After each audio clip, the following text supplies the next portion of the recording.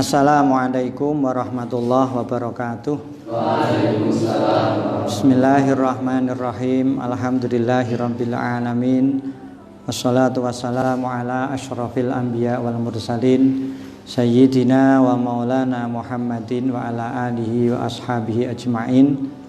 Untuk anak-anak semua, para santri, baik yang ada di pondok maupun yang ada di rumah, serta teman-teman Facebook, para pemirsa, alhamdulillah kita sudah menuju ke pengajian tematik yang kelima, yang hari ini kita akan mengetengahkan 6 golongan atau 6 orang yang dilaknati oleh Rasulullah, dilaknati oleh Allah, dan dilaknati oleh semua nabi. Dalam sebuah hadis, Kanjeng Nabi Shallallahu Alaihi Wasallam bersabda, la'antuhum, tadi sittatun la'antuhum wa la'anahumullahu ta'ala. 6 orang yang saya akan melaknatinya, Allah juga akan melaknatinya. Wa kullu nabiyyin mujabid da'awati, dan setiap nabi yang disembadani doa-doanya akan melaknat mereka. Siapa mereka? Nomor satu, az-zaidu fi kitabillahi ta'ala, orang yang menambahi isi Al-Quran, dan orang yang mentakwili, menafsiri Al-Quran dengan tafsir-tafsir yang tidak sesuai. Ya, maksudnya apa? Dia tidak punya keahlian lughatil arabiyah, dia tidak punya keahlian untuk nahwu dan sharaf, dia tidak punya keahlian sastra Arab, dia tidak pernah ngaji tafsir, kemudian dia mencoba menafsiri Al-Quran dengan sendirinya, disesuaikan dengan hawa nafsunya. Ini mengerikan, karena tidak cuman Kanjeng Nabi, Allah pun melaknatinya. Man fassaral Qur'an bi ra'yihi falyatabawwa maq'adahu minan nar. Ini ngeri sebenarnya. Makanya kita ini alhamdulillah masih mengikuti jejak para ulama dengan mengaji tafsir-tafsir para ulama dengan berbagai bentuk macam-macam tafsirnya. Jadi jangan sampai kita berani menafsiri, apalagi menambahi ayat atau huruf atau kalimat-kalimat dalam Al-Quran. Karena ini kalau kita ngaji Ihya sudah ada bahasa la'ana menunjukkan bagian dari dosa besar. Nomor 2, wal mukadzibu biqadarillahi ta'ala, orang yang membuat kebohongan dengan takdir Allah, orang yang mementahkan dengan takdir Allah. Takdir apa? Ya, seperti orang-orang ateis, hidup itu adalah belajar menekuni dunianya, menjadi orang yang berkualitas, hidup enak, mati. Karena mereka tidak percaya dengan takdir.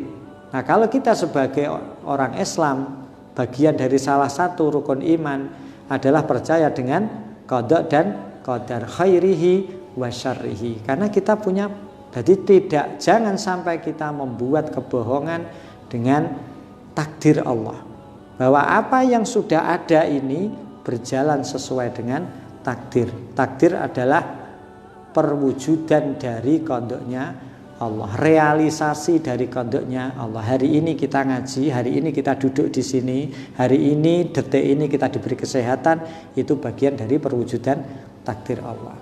Nah, orang yang tidak percaya takdir atau orang yang membuat kebohongan dalam takdir itu biasanya orang yang pas dianggap kena musibah, sudah jatuh tertimpa tangga, wis diparingi lara, masih nggak punya uang, macam-macam. Ini dia akan berontak dan akan mempertanyakan qada dan qadarnya Allah. Nomor 3, al-mutasallitu bil jabaruti, orang yang berkuasa. Jabar itu aibil kibri wal qahri, orang yang berkuasa dengan kesombongannya dan dengan kekuatannya untuk memaksa orang lain. Jadi dia memperoleh jabatan karena sebuah paksaan. Jadi memperoleh sesuatu dengan cara yang tidak benar.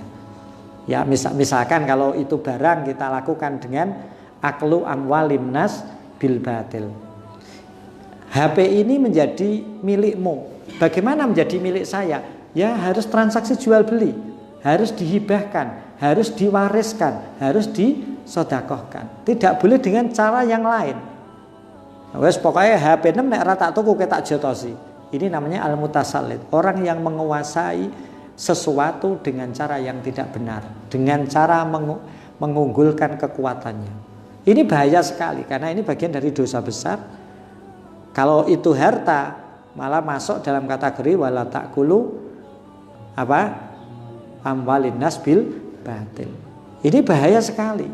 Makanya konsep-konsep fikih itu harus kita pakai.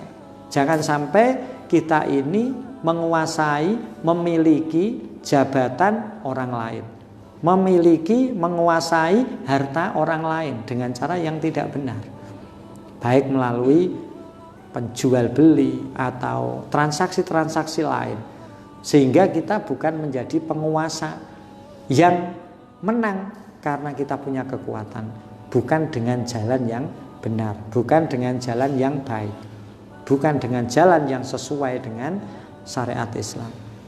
Al-mutasallid bil jabar, menguasai tapi dengan paksaan, dengan kesombongannya, dengan kehebatannya, sehingga ajaran-ajaran syara ditiadakan, ajaran-ajaran syara dikesampingkan. Nah kalau ini kita lakukan ya tadi la'antuhum, saya melaknatinya, la'anahumullahu wa kullu nabiyyin mujabid da'awat. Nomor 4 adalah yu'izzu man adzallallahu ta'ala. Kita memuliakan, kita mengagungkan orang-orang yang dianggap rendah oleh Allah. Siapa mereka? Min ahlil ma'asi, min ahlil batil. Orang-orang yang berbuat curang, orang-orang yang melawan agama, orang-orang yang berbuat banyak dosa, justru kita muliakan. Wa yudillu man a'azzallah. Tetapi di sisi lain kita juga merendahkan orang-orang yang dimuliakan Allah. Siapa mereka? Ahlul haq, orang yang membela kebenaran. Ini satu item. Jangan sampai kita memuliakan, memberi ruang kepada orang-orang yang berbuat kecurangan, orang-orang yang membuat kebatilan di muka bumi ini, di masyarakat. Jadi istilahnya kita tahu orang ini adalah orang yang ahlul batil, malah kita pilih sebagai pemimpin. Ini berarti kita bagian dari sitatun, 6 orang yang dilaknati Rasulullah. Makanya kita ini harus sudah mulai terdidik. Wong kita tuh gaene ngaji ya. Masa pemilihan petinggi hanya karena uang, pemilihan bupati hanya karena uang. Padahal kita tahu orang ini tidak layak, tapi karena kita diberi uang, akhirnya kita mau. Bagaimana tanggung jawab kita? Kullukum ra'in wa kullun mas'ulun an ra'iyatihi. Bagaimana dengan ini? Kita bukan menjerumuskan, tapi kita memuliakan. Wah, yang layak jadi Pak Kades adalah ini, yang layak jadi Pak Bupati adalah ini. Sementara dia adalah ahlul batil, ahli pelanggaran terhadap norma-norma agama. Dan yang tidak kalah menarik adalah yudillu, kita merendahkan man a'azzallah, kita merendahkan orang-orang yang dimuliakan oleh Allah, merendahkan orang-orang yang dimuliakan agama. Siapa mereka? Ahlul haqqi, ahli kebenaran. Mungkin karena status sosial, dia orang tidak punya, saya orang yang kaya, sehingga saya tidak menghormati. Kebenaran apapun kan tidak saya anggap, tetap saya anggap salah. Ini berbahaya. Ya, kenapa? Karena ahlul haq itu dimuliakan oleh Allah, status sosialnya apapun. Apalagi mereka adalah orang-orang yang menurut kita sendiri sebenarnya baik, tapi karena kesombongan kita seperti Abu Jahal, Abu Lahab, ini sebenarnya sudah mengakui Kanjeng Nabi sebagai Al-Amin, orang yang benar, orang yang jujur. Tapi ketika Kanjeng Nabi mensyiarkan Islam, Abu Jahal, Abu Lahab yang notabene adalah saudaranya Kanjeng Nabi sendiri, dengan kesombongannya, dengan gengsinya tidak mau mengakui ajaran Islam. Ini jangan sampai kita seperti itu. Maka kita tidak boleh menganggap remeh orang-orang yang kita sendiri tidak tahu kalau orang itu adalah min ahlil batil. Ya, karena tampang sekarang, orang sekarang itu beda-beda. Kata tampangnya bois, ternyata orangnya baik sekali.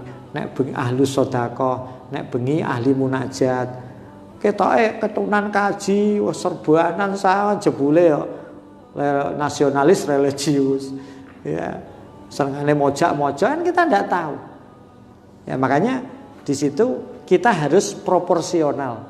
Bagaimana kita tidak memuliakan, kita menghormati tapi tidak memuliakan ahlul batil, orang-orang yang melakukan pelanggaran norma-norma agama. Tapi muliakanlah orang-orang yang membawa kebenaran, ahlul haq, para ulama, para kiai, para guru-guru kita, para pendakwah-pendakwah di masyarakat. Selama itu mengajarkan kebenaran, maka harus kita muliakan karena itu dimuliakan oleh Allah.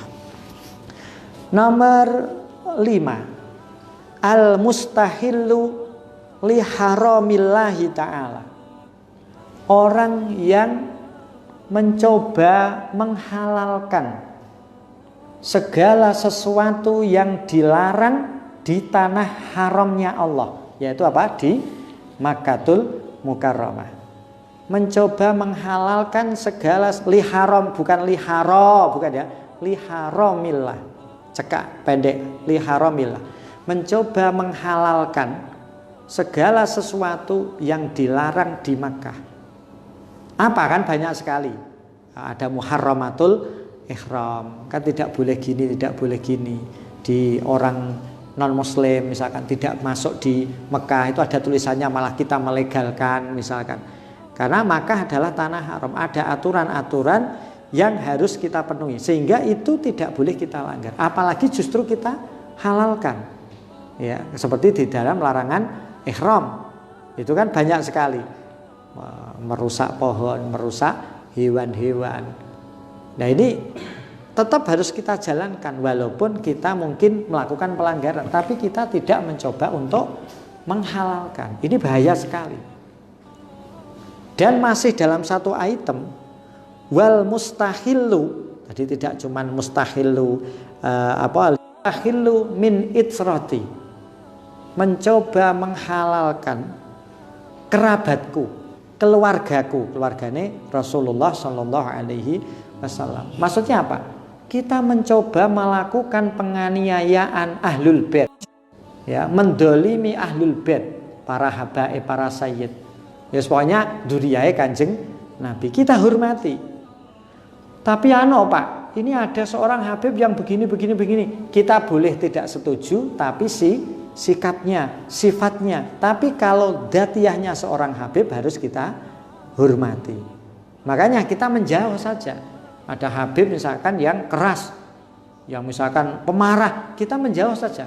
Kita takdim dari jauh. Karena kalau kita mendekat nanti kita tidak enak. Ya, kita boleh tidak setuju, kita boleh tidak suka, tapi dengan sifat dan sikapnya. Tapi dzatiyahnya habaib adalah dzurriyyah Rasulullah Shallallahu Alaihi Wasallam. Jadi maksudnya apa? Kita jangan coba-coba untuk melakukan maksiat kepada mereka, penganiayaan kepada mereka. Ya tadi ahlul bait itu nek cara di Indonesia para habaib. Boleh kita tidak setuju dengan pendapatnya Habib ini. Boleh kita tidak menggunakan pendapatnya Habib ini, karena memang itu berbeda dan bertentangan dengan dakwah kita misalkan, boleh. Tapi dzatiyah orangnya, wong kita sendiri tidak boleh meremehkan sesama muslim, apalagi ini dengan ahlul bait atau para habaib. Ini dawuh Kanjeng Nabi ya, al mustahillu min itrati, dari kerabatku, dari keluargaku. Ini masih dalam kategori nomor 5. Jangan mencoba melakukan membuat statement halal dengan melakukan pelanggaran-pelanggaran di tanah haram Makkah. Dan juga jangan melakukan kemaksiatan dan penganiayaan terhadap ahlul bait, terhadap keluarganya Rasulullah Shallallahu Alaihi Wasallam. Maksudnya dalam kita sebagai orang ajami itu bayangan kita ini adalah seorang habaib yang perlu kita takdimi. Gitu maksudnya. Karena beliau adalah dzurriyyah Rasul yang takdimnya lebih dari sekedar kita dengan orang yang ada di atas kita. Saya dengan kakak saya harus takdim karena umurnya lebih sepuh. Tapi harus lebih goyatut takdim dengan para habaib. Ya kalau itu takdim ora kok terus jaluk duit dikei terus ya tidak. Bagaimana kita takdim? Bagaimana kita menghormati beliau? Ya, kalau kita bisa menghormati sesama, kalau kita bisa menghormati Pak Lek dan paman saya, berarti kita harus bisa lebih menghormati para habaib. Di situ maksudnya. Bagi para habaib ya mestinya harus punya pandangan yang berbeda. Loh, aku ini dzurriyyah Rasul, saya harus menampakkan akhlak yang baik, bukan orang yang gila hormat, bukan orang yang akan menjatuhkan martabatnya dzurriyyah Rasul. Itu pemikiran para habaib yang tidak usah kita pikirkan, ya, yang tidak kita pikirkan. Kayak, wah ya padha ae putune Kanjeng Nabi, aku ya putune Nabi Adam, ya ora usah ngono. Wis serah nek kaya putune Nabi Adam nang liwat Firaun apa ora. Lewat Firaun, lewat Qarun. Ya kalau lewat lain-lain kita tidak tahu. Yang penting apa? Kita menghormati. Cara nih tinggal kita lihat. Nek sikap Habib ini dekat, lemah lembut, mungkin kita bisa mendekat. Tapi kalau beliau misalkan keras, tegas, disilipilin, dan kita tidak kuat ya kita hormati dari jauh. Kita tidak sepakat dengan dakwah beliau, tapi kita tetap hormat kepada beliau. Kalau dakwah di sini seperti beliau ya hancur Islam di sini. Misalkan saya sepakat saya takdim dengan beliau, tetapi dakwahnya tidak saya ikuti karena masyarakat di sini bentuknya tidak seperti yang beliau inginkan. Boleh saja, tidak apa-apa. Wong kita tidak benci dengan datiahnya sosok Habib ini, tapi kita tidak setuju dengan sikapnya. Kita tidak setuju dengan perilakunya karena ini melanggar aturan agama misalkan. Ya, maksudnya jangan berkata kasar. Loh agama Pak melanggar ya. Iya. Kalau misalkan ada Habib kok misalkan kok berbuat misalnya mencuri, ya salah, itu dosa, itu urusannya beliau. Kita boleh ingkar, harus ingkar dengan sikap yang tidak baiknya, tapi takdimnya tetap harus kita hormati. Karena ini bagian dari ajaran Rasul. Ini Kanjeng Nabi sendiri, al-mustahillu min idrati. Dengan cara apa? Ay minal ma'asi wal madolimi. Jangan melakukan penganiayaan. Ono habaib jual tas. Ya jangan. Ya tidak boleh, bahaya. Karena Rasul. Ya. Karena kita paham. Nek wong masyarakat sing gak kenal, oh dhewe. Kowe Habib dek ora keturunan Arab apa dek mikir. Nah itu bukan sikap kita. Nah puntene Beb, kita tidak bisa begini. Loh kan bisa kita. Ini kita menghormati. Walaupun mungkin didukani, ya terserah. Ya, ini bagian dari cara kita untuk menghormati para dzurriyyah Rasul atau para habaib atau para sada. Yang keenam, yang terakhir, wattariku lisunnati. Orang yang meninggalkan apa? Tindak lampai Kanjeng Nabi. Orang yang meninggalkan perilaku Rasul, baik af'alan maupun akwalan dengan cara istighfafan. Apa maksudnya? Kita meninggalkan sunnah Rasul, meninggalkan tindak lampai Kanjeng Nabi, tapi dengan cara meremehkan. Maksudnya begini, misalkan kita ini makan dengan tangan kiri, ya Kanjeng Nabi dengan tangan kanan. Ini kan kita biasa, tapi kamu meremehkan enggak? Kan tidak. Wong hukumnya makruh. Nah, ketika misalkan ditegur, "Hei, aja mangan tangan kiwa," itu kan perilakunya setan, bukan Kanjeng. Walah, seperti ora dosa. Oh, malah ngece. Nah, ini kita sama saja at-tariku lisunnati. Iki siji ya, kalau banyak ini berbahaya. Jadi maksudnya apa?